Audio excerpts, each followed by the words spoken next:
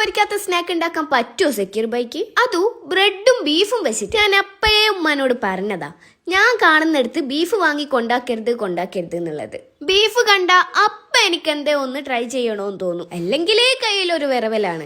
അപ്പൊ നമുക്ക് ബ്രെഡും മുട്ടയും വെച്ച് അതിലൊരു അടാറ് ബീഫിലും കൂടി ആയാലേ സംഗതി എങ്ങനെ ഉണ്ടാവും? ഇനിയിപ്പൊ ഇതിന് പ്രത്യേകിച്ചൊരു പേരൊന്നും പറയാനില്ല. വേണേൽ നമുക്ക് ഇവനാ സക്കീർ ബൈക്ക ദുൽഹൻ എന്ന് വിളിക്കാം. ഇനിയിപ്പൊ ഇവന്റെ പ്രത്യേകത എന്താന്ന് വെച്ചാ സ്നാക്കിന് സ്നാക്കുമായി എന്നാ വിത്തൗട്ട് ഓയിലും ആയി. ഉണ്ടാക്കാൻ വളരെ സിമ്പിൾ ആണ്, പക്ഷെ ഉണ്ടാക്കുന്ന രീതി കറക്റ്റ് ആയിരിക്കണം. അതായത് ഇതിന്റെ മെയിൻ ഇൻഗ്രീഡിയന്റ് ആയ ബീഫ് ഫില്ലിങ്സ് ഉണ്ടല്ലോ, ആളിശ്ശേരി പരിഷ്കാരിയാണ്. സംഭവം എന്താന്ന് വെച്ചാ കുറച്ചുള്ളിയും കുറച്ച് തക്കാളിയും പിന്നെ അതിലേക്ക് കുറെ ബീഫും, അതാണ് നമ്മളെ ഐറ്റം. Not the point. മസാലപ്പൊടികളൊക്കെ കുറച്ചേ യൂസ് ചെയ്യാൻ പാടുള്ളൂ, കാരണം നമ്മള് ബീഫിന്റെ ആ ഫ്ലേവർ ഉണ്ടല്ലോ അത് മുന്നിൽ തന്നെ നിൽക്കണം. ഇനിയിപ്പൊ ഇതൊക്കെപ്പാടെ ഒറ്റടിക്ക് പറഞ്ഞിട്ട് നിങ്ങൾക്ക് മനസ്സിലാക്കില്ല എന്നുള്ള കാര്യം എനിക്കറിയാം. അതുകൊണ്ട് തന്നെ ഞാനിത് യൂട്യൂബിൽ ഇപ്പൊ തന്നെ അപ്ലോഡ് ചെയ്തേക്ക്. എന്നാ പിന്നെ വേഗം ചെന്ന് കണ്ടൂട്, അങ്ങ് ഉണ്ടാക്കിയോട്. അപ്പൊ പിന്നെ മസ്സലാമ, ബൈ ബൈ ഫ്രം കൊയാസ് റെസിപ്പി.